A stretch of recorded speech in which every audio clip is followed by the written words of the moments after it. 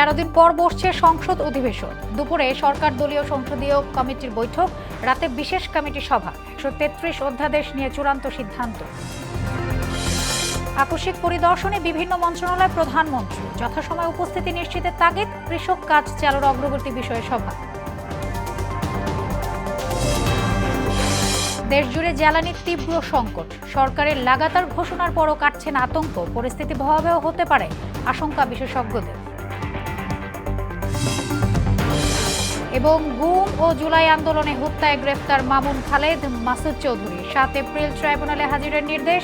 তাইম হত্যায় 11 আসামির বিরুদ্ধে সাক্ষ্য।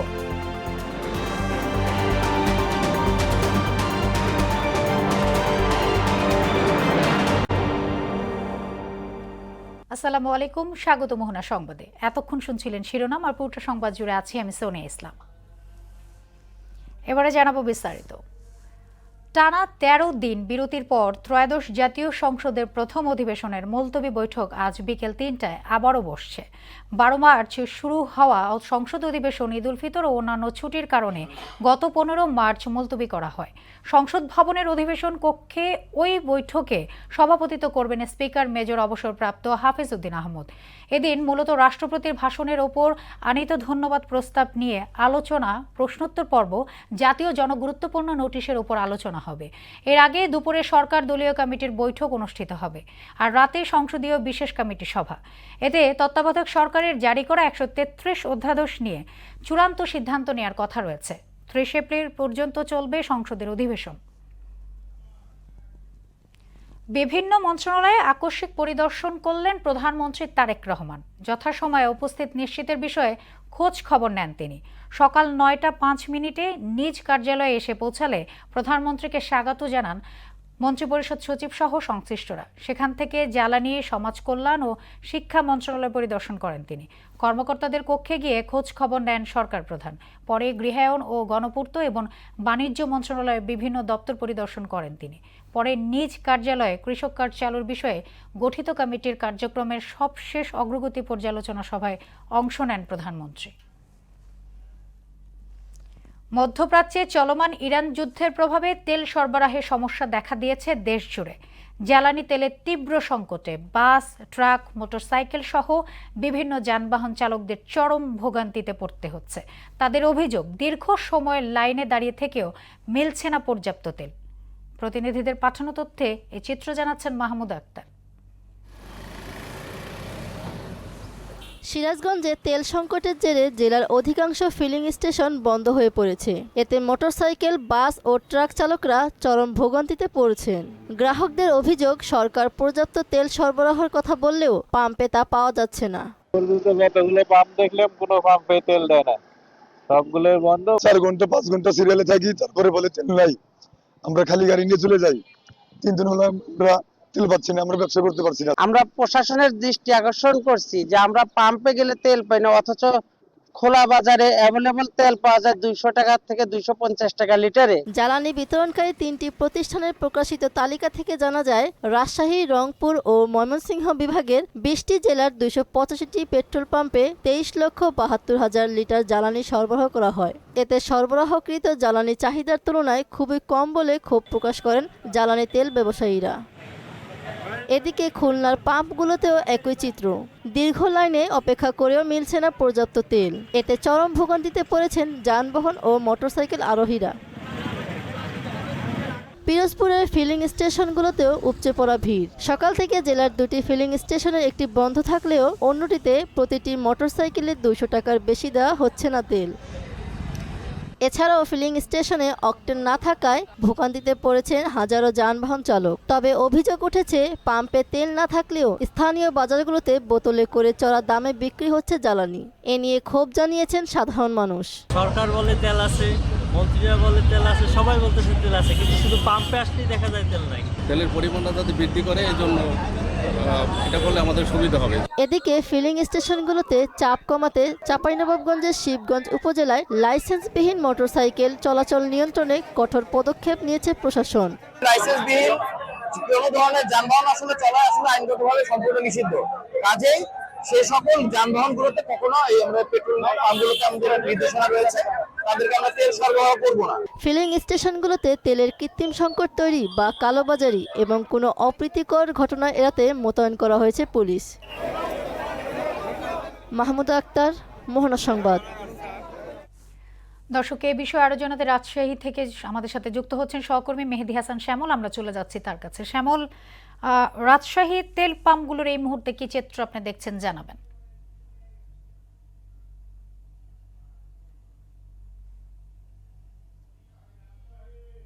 আছে রাজশাহী প্রকৌশল প্রযুক্তি বিশ্ববিদ্যালয়ের সামনে একটি পেট্রোল পাম্পে। সেইখানে আপনাকে একটু দেখাবো যে আসলে পেট্রোল পাম্পের গোড়া থেকে প্রায় 300 মিটার পর্যন্ত যে একটা লম্বা লাইন, 2 লাইনে দাঁড়িয়ে আছে মোটরসাইকেল, এবং এই মোটরসাইকেলের তেল সংগ্রহের জন্য যে বিশৃঙ্খলা, সেই বিশৃঙ্খলা কিন্তু আমরা সকাল থেকে ফলো করছি বা লক্ষ্য করছি। আমি আপনাকে একটা বিষয় জানিয়ে রাখি যে হরমুজ প্রণালীর যে প্রভাব, সেই প্রভাব সর্বোচ্চ প্রভাব গতকালকে আসে নড়াইলে। একজন পেট্রোল পাম্পের ম্যানেজারকে ট্রাক ড্রাইভার ট্রাক চাপা দিয়ে যে হত্যার ঘটনা, সেই হত্যার ঘটনা কিন্তু আসলে প্রমাণিত হয়েছে যে তেলের এই জ্বালানি তেলের বিষয়ে কতটা বিশৃঙ্খলা সারা দেশে শুরু হয়েছে। তারই প্রভাবে কিন্তু আসলে গতকালকে থেকে আপনাকে জানিয়ে রাখি, গতকালকে যে সারা বাংলাদেশের 19টি ডিপুতে যে বিজিবি মোতায়েন করেছে শৃঙ্খলা রক্ষার্থে, এবং সরকারের পক্ষ থেকে একটা সুষ্ঠু ব্যবস্থা করেছে, সেইটা কিন্তু আসলে এক ধরনের প্রয়োজনীয় তাৎক্ষণিক ব্যবস্থার একটা অংশ হিসেবে আমরা দেখছি। আমি এই মুহূর্তে যেহেতু রাজশাহীতে দাঁড়িয়ে আছি, আমি রাজশাহীর কথা আপনাকে বলতে চাই। কিছুক্ষণ আগে আমরা কথা বলেছি রাজশাহী জেলা প্রশাসক যিনি আপিয়া আক্তার, তিনি আমাদেরকে জানিয়েছেন যে এই শৃঙ্খলা রক্ষার্থে রাজশাহীতে তিনি 43টি পেট্রোল পাম্পে জেলা ম্যাজিস্ট্রেটের পক্ষ থেকে যে ভ্রাম্যমাণ হিসেবে 3টি পেট্রোল পাম্পের আওতাধীন 1জন করে ম্যাজিস্ট্রেট নিয়োগ দেওয়া হয়েছে, এবং এই শৃঙ্খলার জন্য আজ থেকে প্রত্যেকটি পেট্রোল পাম্পে 1জন করে ট্যাগিং অফিসার আসলে নিয়োগ করা হবে। এবং মেট্রোপলিটন পুলিশের কমিশনার আমাদেরকে জানিয়েছেন যে পেট্রোল পাম্পে শৃঙ্খলা রক্ষার্থে তারা 3জন করে পুলিশ সদস্য নিয়োগ দিয়েছেন, এবং সেটা যেন কার্যকরী করা হয় সেই ব্যাপারে তারা তদারকি করছেন। পাশাপাশি জেলাতে, অর্থাৎ যে মহানগরীর বাইরে, সেই মহানগরীর বাইরে জেলাগুলোতে আসলে ভ্রাম্যমাণ আদালতের ভ্রাম্যমাণ পুলিশের মাধ্যমে আসলে এই তদারকি বা কার্যক্রম করা হচ্ছে। আমি কথা বলেছিলাম রাজশাহী সিটি কর্পোরেশনের নব সিলেক্টেড যে প্রশাসক মাহফুজুর রহমান রিটন, তিনি আমাদেরকে যেটা জানিয়েছেন, যদি বিএনপির কোন নেতা বা কর্মীরা এই তেলের বিশৃঙ্খলা রক্ষার কারণে সঙ্গে জড়িত থাকে, তাহলে সেই ক্ষেত্রে তাদের বিরুদ্ধে দলীয় ব্যবস্থা গ্রহণ করবেন বলে মাহফুজুর রহমান রিটন আমাদেরকে জানিয়েছেন। সোনিয়া, এই ছিল রাজশাহী থেকে তেলের এই শৃঙ্খলা বা বিশৃঙ্খলার জ্বালানি তেলের বিষয়ে আমার কাছে সর্বশেষ। শ্যামল, আপনাকে ধন্যবাদ। এদিকে নড়াইলে ট্রাকে ডিজেল দিতে না পারায় ক্ষুব্ধ হয়ে এক পেট্রোল পাম্প ম্যানেজারকে ট্রাক চাপা দিয়ে হত্যার অভিযোগ উঠেছে। রবিবার দিবাগত রাত 2টার দিকে সদর উপজেলার তুলারপুর রেল ব্রিজ এলাকায় এই মর্মান্তিক ঘটনা ঘটে। এই ঘটনায় আরও 1জন গুরুতর আহত হয়েছেন, যাকে আশঙ্কাজনক অবস্থায় ঢাকা মেডিকেলে পাঠানো হয়েছে। নিহত ম্যানেজার নাহিদ সর্দার সদর উপজেলার পেরোলি গ্রামের বাসিন্দা। এ বিষয়ে তুলারামপুর হাইওয়ে থানা পুলিশের ভারপ্রাপ্ত কর্মকর্তা শেখ সেকেন্দার আলী বলেন, নিহত নাহিদের মরদেহ জেলা হাসপাতাল মর্গে পাঠানো হয়েছে। সরকারের লাগাতার ঘোষণার পরও তেল সংকটের আতঙ্ক কাটছেই না। কি দিন কি রাত, 24 ঘন্টায় গাড়ির দীর্ঘ সারি। তাই তেল নিয়ে সীমাহীন ভোগান্তিতে মানুষ। বিপাকে পড়েছে গণপরিবহন সংশ্লিষ্টরাও। তবে এই সংকট দীর্ঘ হলে থমকে যাওয়ার শঙ্কাও করছেন তারা। আর সংকটের আতঙ্ক দীর্ঘমেয়াদী হলে পরিস্থিতি ভয়াবহ আকার ধারণ করতে পারে বলে মনে করছেন গণপরিবহন বিশেষজ্ঞরা। বিস্তারিত বিজন কুমারের বিশেষ প্রতিবেদনে। 1 মাস ধরেই দেশের ফিলিং স্টেশনের খুব চেনা দৃশ্য এটি। এমন দৃশ্য বাংলাদেশের প্রেক্ষাপটে বিরল। যেখানে তেল আছে সেখানে দীর্ঘ সারি তো আছেই, পাশাপাশি তেল না থাকলেও পাম্প থেকে সরছেন না অনেকেই। তেলের গাড়ি আসার সঙ্গে সঙ্গেই হুমড়ি খেয়ে পড়ছেন চালকরা। এতে দীর্ঘ সারির মতোই বাড়ছে ভোগান্তি আর আতঙ্ক। আমি শিকদারে গেলাম, পাইলাম না। এখানে আসছে, এখানে অনেক লম্বা সিরিয়াল, এখানেও তেল পাবো কিনা জানি না। আমি অলরেডি 3টাতে নক করে তারপর এটাতে আসলাম, এটা তো পেলাম না। অলমোস্ট 2 ঘন্টার মতো এখানে আমি দাঁড়িয়ে আছি। এখন আমরা পর্যাপ্ত পরিমাণ তেল পাবো কিনা সন্দেহ আছে। তেলের সংকট না থাকলেও এক ধরনের অনিশ্চয়তার আতঙ্ক ক্রমেই জেঁকে বসেছে। ক্রেতাদের অভিযোগ, বিক্রেতারাই সৃষ্টি করছেন কৃত্রিম সংকট। যারা তেলের পাম্প করে তাদের মাধ্যমে আমার যেটা মনে হয় যে এরা সমস্যা করতেছে।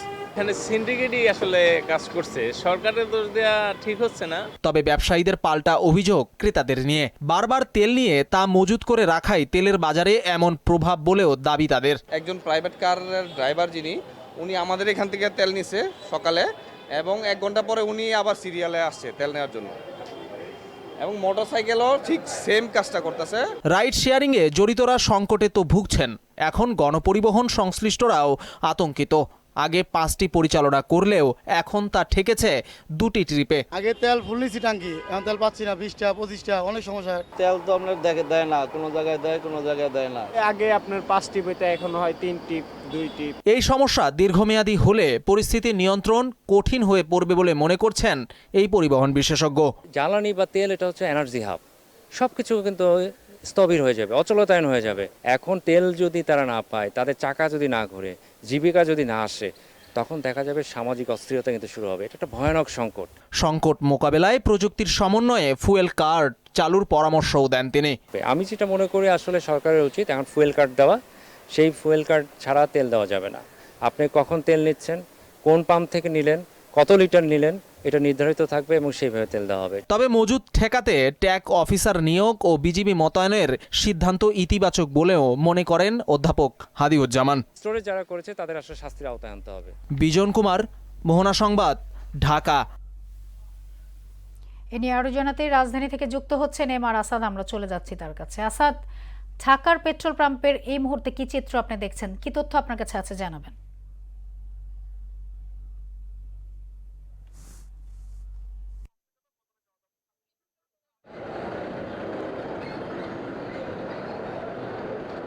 হ্যাঁ সোনিয়া, রাজধানীর পেট্রোল পাম্পের দৃশ্যটি দেখানোর শুরুতে আপনি দেখছিলেন যে আসলে এইমাত্র আমরা যে আসাদ গেটের এখানে যে একটা ফিলিং স্টেশনে আছি, এবং সেখানে কিছুক্ষণ আগেই আপনি দেখানোর চেষ্টা করছি যে একটি যে জ্বালানি তেলবাহী যে ট্যাঙ্কার সেটি কিন্তু প্রবেশ করেছে, এবং আপনি এটাও নিশ্চয়ই দেখতে পাচ্ছেন যে সেই ট্যাঙ্কারের পাশে যে মোটরসাইকেলগুলো আসলে অপেক্ষা করছে তেল নেওয়ার জন্য, জ্বালানি তেল নেওয়ার জন্য, এবং যে প্রাইভেট কার থেকে শুরু করে কাভার ভ্যান, ইভেন কিংবা মাঝারি আকারের যে যানবাহনগুলো রয়েছে সবগুলো কিন্তু অপেক্ষা করছে। এবং আমরা যখন এসেছিলাম তখন কিন্তু এই যে পেট্রোল পাম্পটি বা ফিলিং স্টেশনটি সেটি কিন্তু তখনও বন্ধই ছিল, তখন কিন্তু তেল দেওয়া শুরু করেনি। এবং পরে যখন এই ট্যাঙ্কারটি আসলো এবং 2 দফা আসলে তাদের ট্যাঙ্কার ভর্তি করার পরে তারপরে কিন্তু তারা তেল দেওয়া শুরু করেছে। এবং এখন পর্যন্ত আমরা যতটুকু জানতে পেরেছি যে মোটরসাইকেলে সর্বোচ্চ 5 লিটার করে তারা তেল দিচ্ছেন, জ্বালানি তেল দিচ্ছেন, এবং আমরা জেনেছি যে মাঝারি আকারের যে কাভার ভ্যান বা প্রাইভেট কার রয়েছে সেখানে 15 লিটার করে তারা দিচ্ছেন, এবং যেগুলো বড় আকারের যানবাহন রয়েছে বিশেষ করে বাস কিংবা মিনি বাস যেগুলো রয়েছে সেখানে তারা 25 লিটার পর্যন্ত জ্বালানি তেল আসলে তারা দিচ্ছেন। এছাড়া যদি বিষয়টি জানাই যে এখানে বাকবিতণ্ডার সুযোগও কিন্তু বেশ কয়েকবার হয়ে যায় আসলে, যখন প্রায় 2-3 ঘন্টা ধরে লাইনে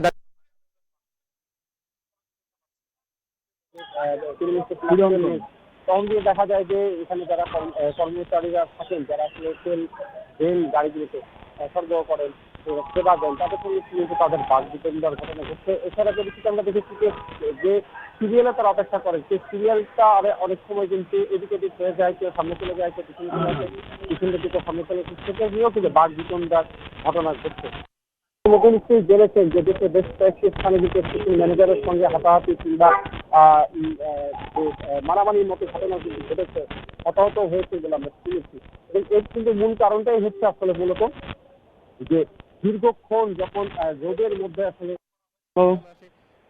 পায় খান পায়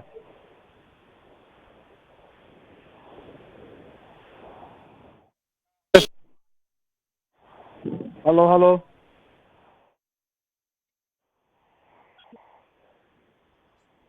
হ্যালো হ্যালো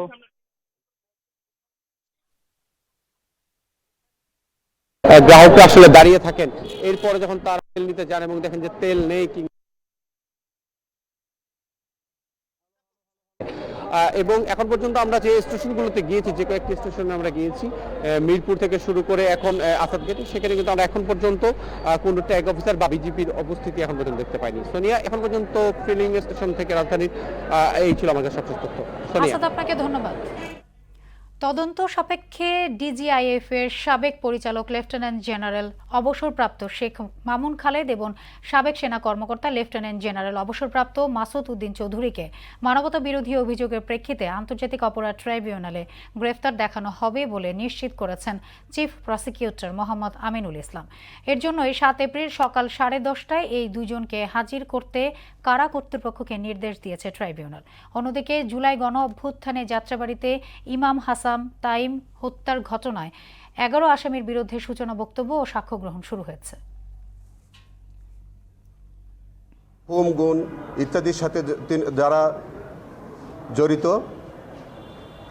সেই রকম 2 জন দুষ্কৃতিকারী কর্মকর্তা, একজন মাসুদ উদ্দিন চৌধুরী, আরেকজন হচ্ছে মামুন খালেদ, আপনারা দেখেছেন ইতিমধ্যে তারা গ্রেফতার হয়েছে। আগামী 7/4/2026 তারিখ 10:30টায় ট্রাইব্যুনালের সামনে তাদেরকে উপস্থাপিত করা হবে এবং সেই দিন ট্রাইব্যুনালের যে অপরাধের সাথে তারা সম্পৃক্ত বলে আমরা যে তদন্ত সাপেক্ষে যে অভিযোগ আসবে সেখানে তাদেরকে সরেরেস্ট করা হবে। এ নিয়ে আরো জানাতে ট্রাইব্যুনাল থেকে যুক্ত হচ্ছেন সহকর্মী মুদাসসির আলী। আমরা চলে যাচ্ছি তার কাছে। মুদাসসির, ট্রাইব্যুনালের আজকের সবশেষ কি তথ্য এই মুহূর্তে আপনার কাছে আছে, জানাবেন।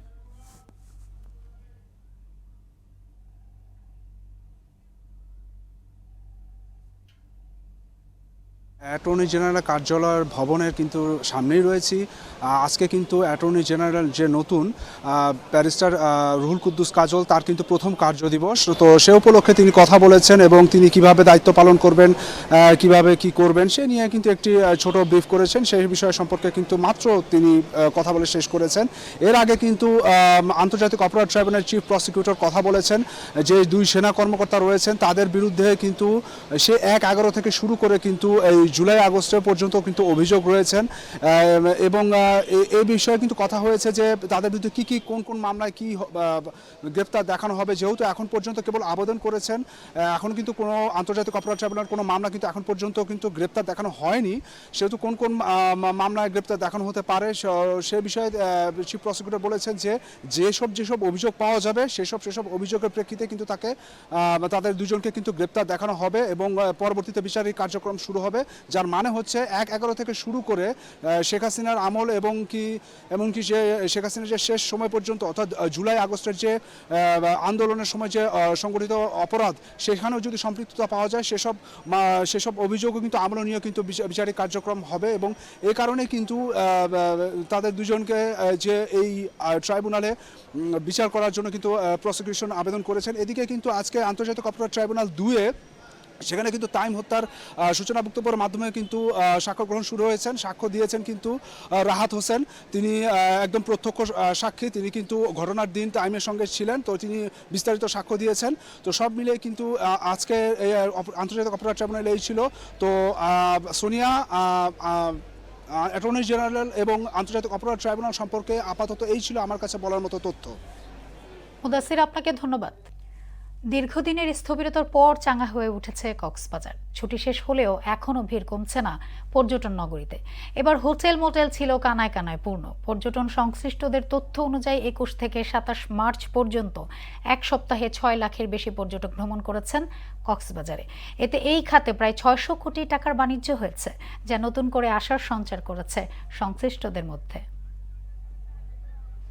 কিশোরগঞ্জের হাওরে শিলাবৃষ্টিতে বোরো ধানের ব্যাপক ক্ষতি হয়েছে। রাতে ধাপে ধাপে কিশোরগঞ্জের হাওরে, ইটনা, মিঠাইমইন ও অষ্টগ্রামে উপজেলার বিভিন্ন হাওরে শিলাবৃষ্টি হয়। এতে ব্যাপক ক্ষতির সম্মুখে পড়েছে কৃষকরা। কৃষি কর্মকর্তারা বলছেন 3864 হেক্টর জমি শিলাবৃষ্টিতে আক্রান্ত হয়েছে। অমর সিদ্দিক রবিনের প্রতিবেদন, জানাচ্ছেন তাহসিন তারিন। কিশোরগঞ্জের হাওরে, মিঠাইমইন, ইটনা, অষ্টগ্রাম উপজেলার বিভিন্ন হাওরে শিলাবৃষ্টিতে বোরো ধানের ব্যাপক ক্ষতি হয়েছে। বেশি ক্ষতিগ্রস্ত হয়েছে মিঠাইমইন উপজেলার ঢাকি ও কেওড়াজোর ইউনিয়নে। বড়কান্দা হাওরে ব্যাপক শিলাবৃষ্টিতে ফসল হারিয়ে নিঃস্ব হয়েছেন অসংখ্য কৃষক। অনেকে ঋণ করে জমি চাষাবাদ করেছেন। এমন শিলাবৃষ্টি আর কখনো দেখেননি হাওরবাসী। সব আমার শেষ করে দিকে আছে, কোনো নাই, আমি কি খেয়ে বাঁচবো? আমাদের এই যে হাওরটা এক মুঠ ধান যে বাড়ি নিব এমন কোনো আশা আমরা করলে কোনো কাজ হবে না। আপনারা নিজের চোখে দেখতেছেন ভাই। এরকম পরিস্থিতির মধ্যে এবার তো আর আমরা এই জমি কাটতেই পারবো না। 10-12 আনেই নাই, 6 আনা মনে টিকবো। যে জমি জমার ক্ষতি হয়েছে, শিলাবৃষ্টি হয়ে নষ্ট হয়েছে, তখন এটা এরকমই ফেরা থাকবো। এটা আর বাড়িতে নেওয়ার মতো কোনো কায়দা নাই। 3864 হেক্টর জমি শিলাবৃষ্টিতে আক্রান্ত হয়েছে। এই তালিকা যথার্থ কর্তৃপক্ষের নিকট পাঠানো হবে এবং কর্তৃপক্ষ প্রয়োজনীয় ব্যবস্থা গ্রহণ করবে বলে জানান এই কর্মকর্তা। শিলাবৃষ্টিতে কি পরিমাণ ক্ষয়ক্ষতি হয়েছে বা কি পরিমাণ জমি আক্রান্ত হয়েছে তার একটা প্রতিবেদন আমরা ইতিমধ্যে রেডি করেছি।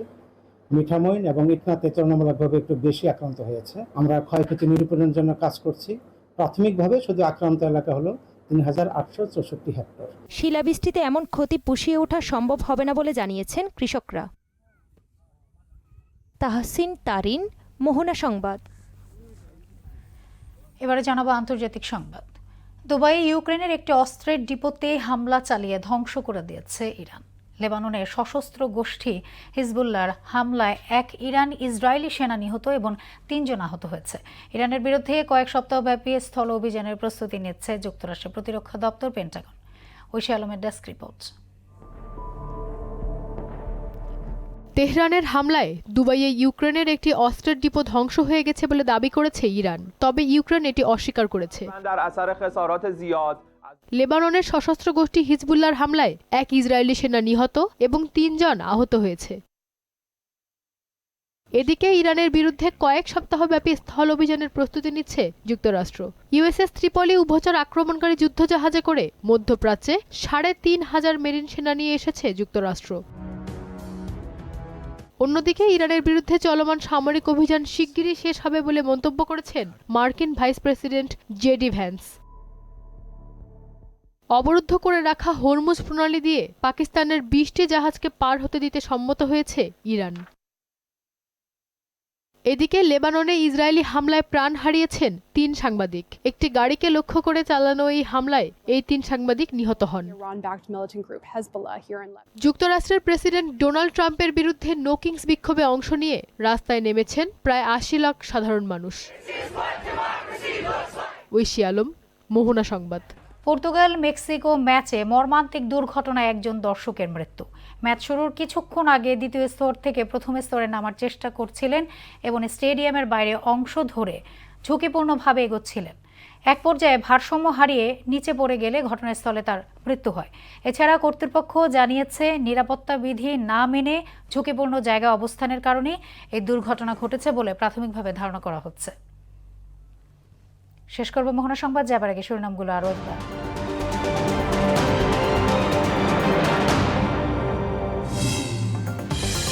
তেরো দিন পর বসছে সংসদ অধিবেশন। দুপুরে সরকার দলীয় সংসদীয় কমিটির বৈঠক, রাতে বিশেষ কমিটি সভা। 133 অধ্যাদেশ নিয়ে চূড়ান্ত সিদ্ধান্ত। আকস্মিক পরিদর্শনে বিভিন্ন মন্ত্রণালয়ে প্রধানমন্ত্রী, যথাসময়ে উপস্থিতি নিশ্চিতের তাগিদ। কৃষক কার্ড চালুর অগ্রগতি বিষয়ে সভা। দেশ জুড়ে জ্বালানির তীব্র সংকট, সরকারের লাগাতার ঘোষণার পরও কাটছে না আতঙ্ক। পরিস্থিতি ভয়াবহ হতে পারে আশঙ্কা বিশেষজ্ঞদের। এবং গুম ও জুলাই আন্দোলনে হত্যায় গ্রেফতার মামুন খালেদ, মাসুদ চৌধুরী। 7 এপ্রিল ট্রাইব্যুনালে হাজিরের নির্দেশ। তামিম হত্যায় 11 আসামির বিরুদ্ধে সাক্ষ্য। এই ছিল মোহনা সংবাদের পরবর্তী সংবাদ বিকেল 5:30। এর আগে দুপুর 3টায় দেখবেন সংবাদ এক নজরে। মোহনার সবশেষ খবর জানতে ভিজিট করুন www.mohana.tv। সংবাদ দেখতে পারেন ফেসবুক, ইউটিউবে। এতক্ষণ সঙ্গে থাকার জন্য ধন্যবাদ সবাইকে।